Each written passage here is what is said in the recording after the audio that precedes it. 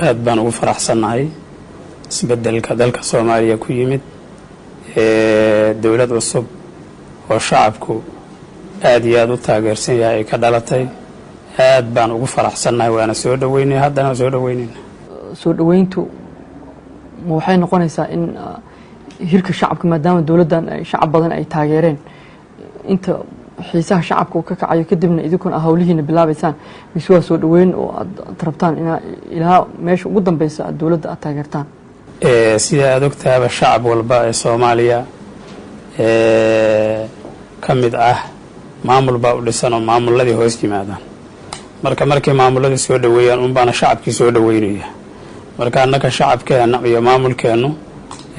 si wada jira ayaan soo dhaweynay si wada jira ayaan u taageernay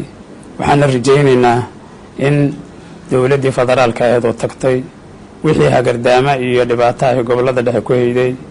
in ay ka soo kaban doonaan dawladda federaalka cusubina ay noqon doonto beej cusub oo Soomaaliya oo dhan u bilowday gaar ahaan gobolada dhexe si gaar ah ugu sii bilowday hagardaamada dawladdii hore maxaa kamid ahaa waxaa kamid ahaa in shacabka gobolada dhexe kala qaybisay in ay ayadu wax ay raali ka tahay oo ay maamul ku sheegayda ka samaysay oo haddana dastuurkii Soomaaliya ay qoratay aan wax muwaafaqa aan ka haysan oo aysan dastuurka uusan yani midalan ba uusan qiraynin oo dastuurka aan ka mid ahayn gobol iyo bar in ay yiraahdo ay tiraado dawladda maamulan ka sameeyay waa hagardaamada gobolada dhexe ay ku sameeyay maamulada kale lama qabaan maamulkan ayadu gacan ku rimis daraadeed ay wadatay hadafkeedana ay rabtay inay ka hesho ayay gobol iyo bar waxay ku tiri waa maamul goboleed dastuurkana wuxuu qorayaa laba gobol iyo wixii ka badan ayuu qorayaa marka gobolada dhexe inay kala jarjarto haddana sii nuqsaamido waxa weeye hagardaamada ay u geysatay kamid tahay inay sidaa u sameeydo haddana shacabkii aysan dib u heshiisiin aysan u samaynin ay kala jarjartay asagii in ay haddana ka xayirtay mucaawanaadka oo gobolada ay ku ciqaabtay aad iyo aad marka waxyaabaha hagardaamada ay u geysatay aad ay u badan yihiin laakiin waa ka koreen hadeertan ilaahay idin marka ka hadlaysa hagardaamada oo inuu maamulka hal gobol iyo bar u yahay oo kale idinku maamulkiinu ilaa intuu ka taliyaa macnaha waxa aaminsantiin saddex gobol inay maamulka gobolada dhexe yihiin maamulka gobolada dhexe waa saddex gobol oo ka kooban yahay meelo saddexda gobol kamid ah oo aan maamulka si aad ah uusan u kontrolaynin amaankeeda waa jira laakiin saddex gobol oo kamid yahay waa mudug galguduud iyo hiiraan ayuu ka taliyaa maamulka gobolada dhexe meelaha uusan ka talinna biidnillaahi alkariim oo ashabaab haysto inay ka saaraan diyaar u yihiin mudug oo kaleeto magaalada gaalkacyo laba maamul laba gees ay u kala baxdaa waxa weeye biidnillaahi alkariim madaxweynaha dawladda federaalka Soomaaliya ayaa wuxuu ku dhawaaqay caleemasaarkiis in uu waj cusub beej cusub u furahayo nabadgelyo oo ka dhalinayo shacabka walaalaha oo waliya aabaya abtiya walaal isu ah in walaalo laga wada dhigo madaxweynaha ayaa ballan Soomaalidu madaxweyne qaab deegaanku qabaa'il ku degan tahay hadda nidaamka federaalka Soomaaliya in badan oo kamid ah ka hirgalay gobolka Hiiraan wuxuu raac ka tirsan yahay maamulka Hiirshabeelle Jawhara looga taliyaa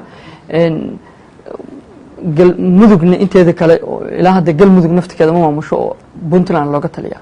marka dawladdan cusub hadda idinku waxaad ka rabtaan miyaa in saddexdaas gobol ay maamulka gobolada dhexe u bixiso idinku madax ka noqotaan markaas hagardaamadu ay dhamaanaysaa intaas kaliya ku heshiin kartaan miyaa ma hadda ma madax ka nahaba waxa la wixii hagardaamaha ay hore u dhacana waa dhamaadeen maamulka gobolada lahana sida aan ku sheegay oo shacabka gobolada dhexe isku waafaqay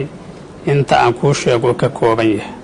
meelo aan maamulku wali gacanta si buuxda ugu haynin waa jiraan waxaan rajaynaynaa gacantooda si buuxda inuu gali doono sidaasaan rajaynaynaa galgaduud qayb kamid ah hadda cadaado maamulka galmudug jooga ka taliya ilaa kaalkacyo oo qaybta galmudug xigta waamul ahlu sunna awood kuma laha hiiraan dadka degan ayaguna waxay go'aansadeen in ay maamulka Hirshabelle ay ka mid noqdaan wayna ku qanacsan yihiin marka idinku caburin maad ku maamuleysaan intaas wixii ka dambeeyay idaacadaha unba caburiyo maahane shacabka gobolada dhexe waxa waaye si kifaaxa unbay maamulka u samaysteen maamulka gobolada dhexe wuxuu ka kooban yahay galmudug iyo xabiye xeeb iyo ahlu sunna ayuu ka qaybsan yani u kala baxaa marka saddexdii qaybooda ku midooba meelaha aad tilmaamaydo dhanna saddexdii qaybood baa isaga yimid marka waa ku midoobeen sidaasayna u samaysteen in halle akaatay waxa caburinaya dawladda federaalka ay ahay waad ogeed beledweyne waxa la wixii yani ay dhibaatahay ka wadeen waxba uga masuurtagelin beledweyne laakiin idinka leedi kama rabo Soomaaliya mudane waxa annaka joognaba hiiraan gobolka hiiraan soo ma taqaan xuduudihiisa ma taqaan xagee waa xuduuda ah gobolka hiiraan waa weyn yahay hadda idinku waxa laga yaabaa inaad joogtaan Matabaan inta kale dad kala degan annagu degmooyinka aan hayno waxaa ka mid ah Matabaan ka mid ah Gerijir baa ka mid ah Qodqod baa ka mid ah inta xuduudda hoostibaada Beergadida ka mid ah intaas aad sheegteen marka soo lama dhihi karo adu beeshaada kaliya degan intaas waxay ku soo raac ma la dhihi karo waxa degan beledweyne ilaa Gaalkacyo Soomaaliya baa degan Soomaaliya shakhsi aan deganayno kuma jiro maamulada dhamana qabiil maahan ee maamulada sida idaacadaha waxa u dhigay shacabka Soomaaliyeed waa isku milayah horay dawladii hore ee dhacday ee Maxamed Siyaad Barre saasi isugu dhex jireen haddana sidaas isugu dhex jiraan waxyaabaha ay ka gudbeen qabiilka ayaa ka mid ah gobolada dhexe ayagoo hal gaari wada saaran shabaab iska xoreeyeen saasayna u midoobeen dawladda dhexe hadda day idin soo gudbiso in aad maamulka galmudug dhismihiisa aad qayb ka qaadataan qaabka hadda uu dhisan yahayna aad ku ahaataan maamul ayaguna hagardaamadii kuwa hore la mid noqonaan oo xiriirka u jaraysaan miya maya maamulka galmudug adaan ku weydiinaya xagee buu ka jiraa xarunka meel gaar hadda waxa u ah Cadaado caasimadiisana Dhuusamareeb waay Cadaado xukuumadda Cadaado annakana hoos timaada laakiin Cadaado doorashooyinka dalka ka dhacay hadda oo xildhibaanada lagu soo doortay madaxweynaha deganaa madaxweyne ku-xigeenka jo baarlamaanka shirarka ku qabsanay marka talintu marka idinka atalisaan noocay noqonaysa maxay noqon kartaa dalka doorashadiisa Muqdisho ka dhacday xildhibaanada lagu soo doortay dalka doorashadiisa Muqdisho ka dhacday xildhibaanada Dhuusamareeb iyo Gaalkacyo iyo kulli Cadaado ayagoo ka wada yimid ee Dhuusamareeb fadhiyaan dawlad goboleedka gobolada dhexeena ka mid yihiin waana samaysay tirada 30 xildhibaan ka mid ahayd oo Cadaado lagu soo doortay oo federaalka hadda ka mid ah Cadaado lagu ma dooran miya tirada federaalka aad sheegayso leedahay Cadaado lagu doortay waxa waaye waa wixii gacan ku rumiska ahaa ee dawladda ay wada taway laakiin awoodda maamulka ku tusaysa Soomaaliya galmudug ee meesha ka jira annaka maamulkeena waa ka jira magaalada Cadaado maamulkeena degmooyinka hoos yimaadayna ka mid ah si qarsoodi ku jooga miya ma si waadax ay ku joogaan oo maxaa ka qabataan amniga sugnaa oo Cadaado sugtaan waa sugnaa Cadaado laakiin ciidamo maamulka galmudug uu leeyahay xaruntooda degan yahay ayaga maamula ilaa Gaalkacyo aada sidee idinku ku joogtaan qofku soo aada sidee lidin aaminaa inaa Cadaado joogtaan waxa waa jiraan ciidamo ajnabi waa joogaan oo ciidamada Djibouti baa jooga ciidamada Soomaaliya oo jooga gobolkood waxa way waxay ka tirsanayeen 12 ka tirsan inta xarun idin ah Cadaado markii laga hadlayo xarun halkee idin ah oo degantiin oo dawladda magaalada Cadaado ciidamadii baa jooga saldhigyada ciidamada oo amniga sugahaya shacabka waad ogtahay dabaaldega markii laga sameeynayo sida ay u midaysan yihiin maamulka gobolada dhexe ugu midaysan yahay waad garanaysaa marka magaalada dhan iska xisaabsanaysaan soo mudana xisaab maamulka hoos timaada oo cidi ahaataba idinka idin raacsan yihiin maamulka hoos timaada Muqdisho hadda maxaa u timaadeen Muqdisho waxaanu nimid caleema saarka madaxweynaha dawladda federaalka kulama yeelateen adii madaxweynaha maxaa ka wada hadasheen Soomaaliya qadiyooyinkooda horumarkeeda ayaan ka wada hadalnay maxaa kamid ah qadiyadaas ka wada hadasheen amniga Soomaaliya sidii loo soo celin lahaa horumarka Soomaaliya sidii la isaga kaashan lahaa sidaas ayaa kamid ah idinku qayba ka maamushaan dalka qaybtaas kala hadasheen miya mise dalka dhan ka wada hadal mid kala hadlay idinkii galmudug ma ka hadlay ma kala hadlay arinta galmudug maya doon kuma soo qaadin maya ana kuma soo qaadin maxaa u gudbisay adii inuu sameeyo madaxweynaha Soomaaliya beejka cusub oo furmay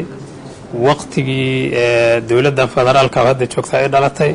faraxa sidii ugu faraxday in Soomaaliya si wada jira wax loogu qabto oo horumarkeeda laga wada shaqeeyo maamulada dhammaan laga shaqeeyo si isugu xirmi lahaayeen sidii waddanka looga yacni saari lahaa al-shabaab kuwii afkaartooda laga bixi karo dhaqan celin in loo sameeyo wixii afkaarta aan laga bixi karin iyakana ee ibaadinta shacabka maalan yacni oo baabi'inta shacabka kaliya u taaganna in shacabka gacantooda maalan laga saaro oo shacabka laga difaaco ciidamadii Soomaaliya la soo celiyo oo quwaddii Soomaaliya ay noolaato waxyaabahaas si fiican uga wada hadal hadda adigu ma aaminsan tahay in calaamasaarkii madaxweynaha ka qayb gashay oo inaad uga qayb gashay ka madaxweynaha maamulka gobolada dhexe oo kale oo cid kale isa kugu matelin deegaanada maamulka gobolada dhexe anaaba matalhayaba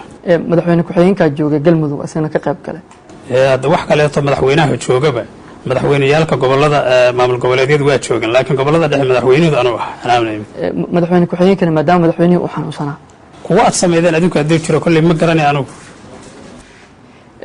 dawladdu waxay aqoonsan tahay maamulka galmudug hadda dawladdan dhexe imaatay oo madaxweyne Cabdullaahi Farmaajo uu ka yahay xildhibaanadii doortay waxaa soo doortay maamul oo galmudug ka tirsan xildhibaano ka yimid marka ku muuqataa markii in dawladda ay dafiri karto maamulkaas hore u jiro xildhibaano madaxweynaha isagoo doortay inay diidi karaan iyada la weydiin karaa taas laakiin adigu annagu maba aan aqoonsaneen maamulka gobolada dhexe maamulan ahayn oo gobolada dhexe ka jira ma aqoonsaneen iscasilaadii Cabdikariin Xuseen Guule soo aragtaa iscasilaadiisa ninkii madaxda ka dhigay markuu tago hadda asoo raacay laakiin haddana waa soo dhaweynayaa inuu hagardaamadii iyo wixii inta laga haro oo shacabka gobolada dhexe oo maamulka gobolada dhexe hoos yimaada fardi kamid inuu noqdo waa soo dhaweynaynaa waxaan u rajaynaynaa caafimaad galmudug horumar u rajeeyay xaalado caafimaadana sheegay inuu isku casilay in jiritaanka galmudug haddana baarlamaanka galmudug waxa isku diyaarinaya in ay madaxweyne cusub ay doortaan muddo 30 cusub gudahood adigu isu sharaxaysaa madaxweynaha galmudug horta idaacadaha idin baray adinka oo afkiina ku celcelinay laakiin waa jeclaan lahaa inaad asaasoo kaleeto u barataan dawlad goboleedka gobolada dhexe wax qabadkiisa aad sheegtaan oo faafisaan marka haddaan ahay madaxweynaha dawlad goboleedka gobolada dhexe marka gobolada dhexana maamul aan annagu aqoonsanahay maamulka Puntland baa xagga naga xiga Soomaaliland xagga naga xigtay halkaana deris waxaan ka nahay Soomaali galbeed maamulka koonfur galbeed ayaan deriskana mudan madaxweyne mudug oo dhan in ay dawladdaadu hoos tagtaa sheegtay oo taa macnaheedu waxay noqonaysaa in Puntland dhul iyaduna ay leedahay in aad sheeganayso adiga Puntland isqabashaa meeshaas ka imaanaysa Hirshabeelle oo gobolka Hiiraan iyadoo sheegato caasimad hadda u ah Jowharna adiga sheegtay isla gudihii gobolada dhexana galmuduga samaysan oo waa diidantiin marka soo maamulkiina ma noqonayo in qolo meel loo raaca inaysan jirin oo waxa rabtaan in wax kana la kala garanay dawladdii hadda tagtay oo madaxweynaha ka Xasan Sheekh umba meel loo raaca aan loo aqoon laakiin annaka meelna loo raaca naqaana rog baan deganahay waxa weey ciidamadeena iyo maamulkeena ka shaqeeya amnigeeda sugan maamulada deriska nalaana wax inna la ekaatee dhiba oo naga dhex jira ma jiraan marka dawladdii hagardaamada waday iyo maamuladeedii wixii waa israaceen maamulka deriskeena iyo annaka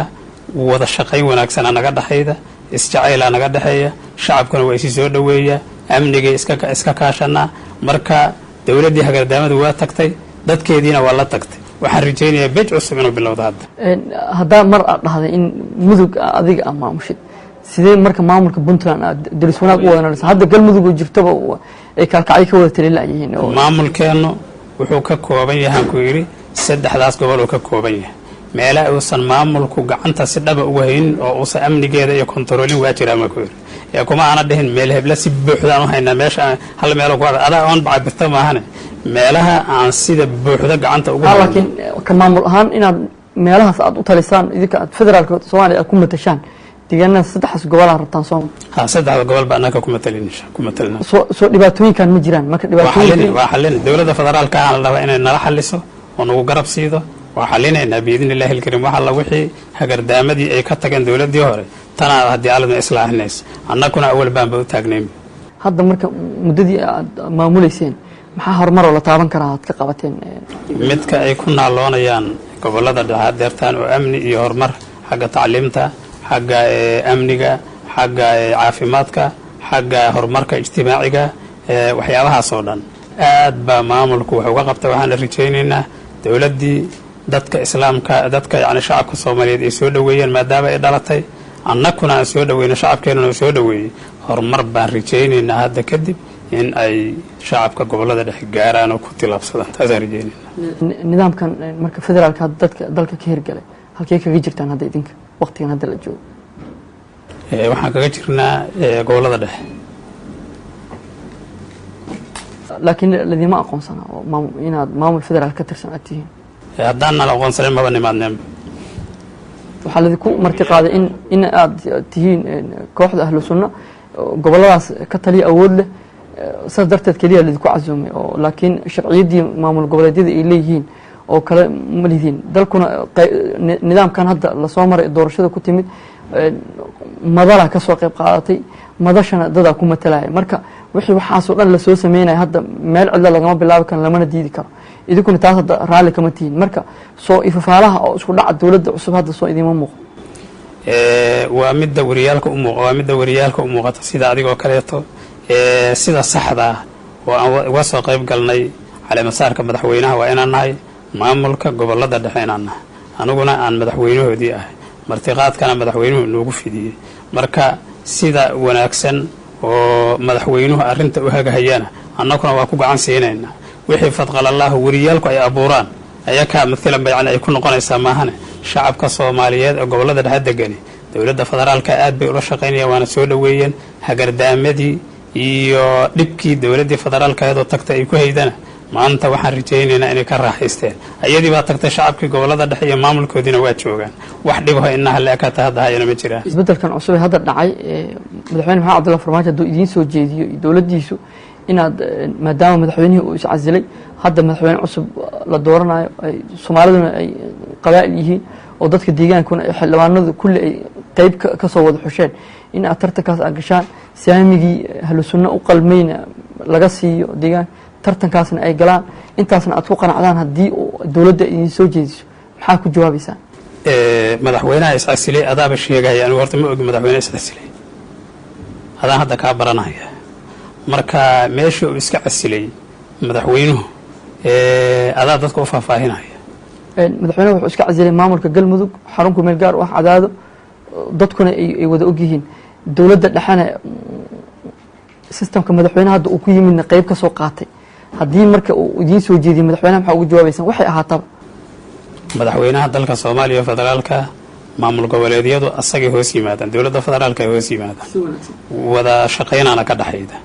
si kastoo wada shaqayntaasi ay noogu hormaraysana waa hormarinaynaa. haddii wada shaqaynta ay ku xirnaato inaad galmudug aad aqbashaan ma aqbalaysaan? horena uma ana aqbalin, hadeerna ma aqbalin. keliya waxaa ku aqbalaysaa madaxweynaha waxaa waaye inaad maamulka gobollada dhexe oo saddexdaas gobol la aqoonsada keliya miya? waxaan ku aqbalaynaa shacabka gobollada dhexe inay aayahooda ka tashadaan, laguna gacan siiyo dowladda federaalka ku gacan siiyo, isku meelna ay u jeestaan oo cadowgooda shabaab oo ag taagan ay iska wada difaacaan. qayb badan oo idinkeeda ka mid ah oo aan qarsooneyn oo dadka gobolladaas degana ku qanacsan inay galmudug yihiin, inay ka tirsan yihiin, oo ilaa 80 xildhibaan oo dad deegaankaas degan ku qanacsan, wasiiraa jira, madaxweyne ku-xigeen, intaba maamulkaasi ku qanacsan yihiin. marka dadkaas ayaguna qanaacadooda haddii laga tago tiina la sameeyo soo weli kala qaybsanaantii ma jirayso? ayaa ka weydii hadda waxay ugu qanceen, anigu kuwaas ka mid maaha. laakiin deegaanka ay ka mid yihiin soo dadka inaad u talisid aad rabtid waaye.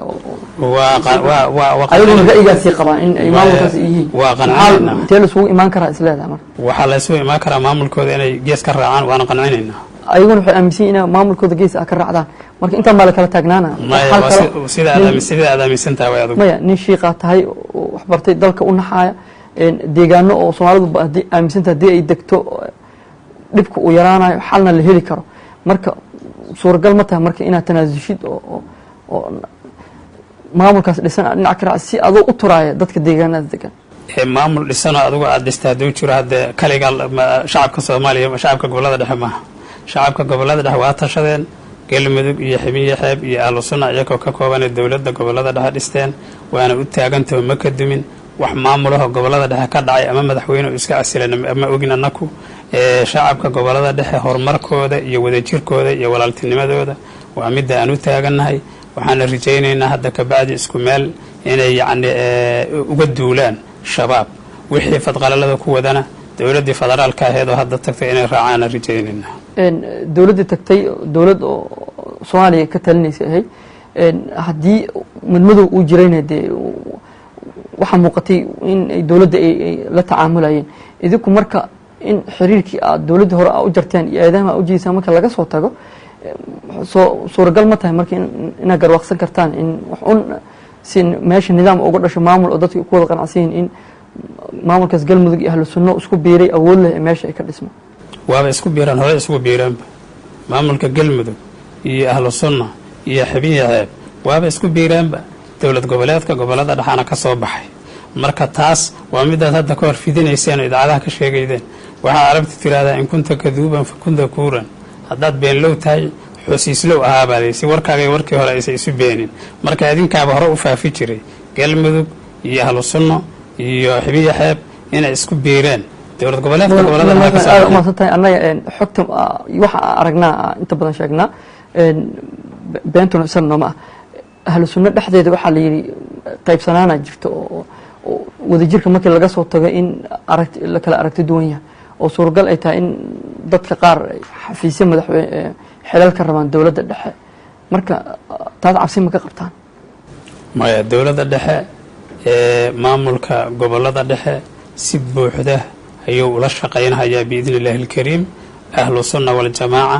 iyadoo midaysan ayay maamulka gobolada dhexe wax ka dhistay haddana waxa weeye maamulkii gobolada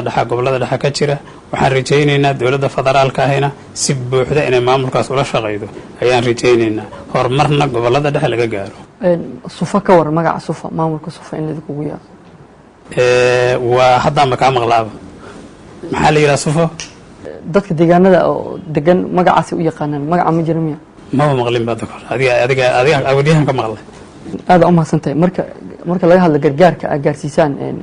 deegaanada galmudug oo la gaarsiiyo maamulka aad ka talisaan maamulka gobolada dhexe waxaa la sheegay in cadaadis la saaro dadka gargaarka gaarsiiya arrimahaas maamulkiina waxaas waqtigoodii waa dhammaaday dowladdii federaalka ayadoo tagtay ee cadaadiska waxa saaray marka waqtigeedii waa dhammaaday haddana waa u furan yihin hay-adahoo dhan waa u furan yihin horena gogolaan ugu dhignay waa u gogol xaarnay waa ummadda waa quudinayaan waa u gargaarayaan ayagoon in dheg jalaqu siinaynin maamulkii dowladdii federaalka ayada hore haddeerna si wanaagsan ay ugu faraxsan yihiin waxaana rajaynaynaa shacabka gobolada dhexe waxalla wixii gargaaray u baahdaan xagga ilaahay iyo xag yacni muxsiniinta kulli waa u furan yihin markaan ilaahay ayaan ka rajaynaynaa dhan walbaba futuuxaad inuu ka siiyo marka waa u furan yihiin hay-adaha gargaarka. sheekh maxamed shaakir dad badan oo gobolada dhex degan waxay aada uga cawdaan in caburin dadka deegaanka lagu hayo maamulka uu ka taliyo adigu madaxweynaha ka tahay gobolada dhexe caburintaas maamulka gobolada dhexe waxa uu caburiya oo keliya waa shabaab oo caburiya shabaabna deegaamada waa ka taara shabaabkii deegaamada laga saara haddii meelo kale inta ka hadla waana la caburiya ay yidhaahdaan haddee waa runa waa caburina kuwaas kuwana waa laynay kuwana waa naga carareen waa naga baxsadeen kuwii naga baxsadeen meelahaas ka hadlahaya laakiin shacabka gobolada dhexe markay muqdisho imaadaan oy halkan yimaadaan waa shallaayaan oo waxay dhahaan dariiq waa mari weyno guriga haddaan ka baxno rabo ma soo nabad noqaan isdhahnaa ilaaha nabadaana siiya iyagoo alxamdulilah ilaahay soo noqdaan marka wax caburina iyo wax dhibaata ina halaakatay kama jiraan laakiin mar waxaad samaysaana la yidhi cidda maadaama shabaab aad la dagaalaysaan wixii kale oo fahmi weysaan ama ka shakisaan waa ku dartaan sooma maya wixii laga shakiyo waa laga shaki baxaa bes keliya dad badan oo deegaanka oo gargaar gaarsiinayo oo la xiraa jiro oo lacago lagu sii daayo arrimahaas wax ma kala socotaan maya waxaa kala socda lama arko maamulka adigu madaxweynaha ka tahay waxaa la sheegay inuu kala qaybiyey odayaasha deegaanka oo odayaal idinku aad samayseen ay jiraan arrintaas soo caqabad iyo burbur iyo in dadku ay isdagaalaan soo kama shaqaynayso mudan madaxweyne maya odayaalka deegaanku waa odayaalka maamulka gobolada dhexe wey odayaalka maamulka gobolada dhexena waa kuwii maamulka gobolada dhexe dhidibada wax uga taagay marka waaba hormareenba horumaray gaareen halkan waa aragto maqrib walba nabadoona la dilaa madaxa laga toogtaa marka kaas haddaad u daqanaysaa kuwa u daqada kuwaas nabadgelyo ku joogaano sanseeriyaalka bannaanka inta ku xirtaan maqribkii ayaa habeenkii salaatuleilka ay dukadaan marka kuwaasi waa xamdinada laakiin nicmada noocaas oo dhan oo kale ah xaasidnimo waa leedahay adinku marka dadka inaad wax bartaan matalaba wixii nicmaha niqmo adigu bedeshada maaha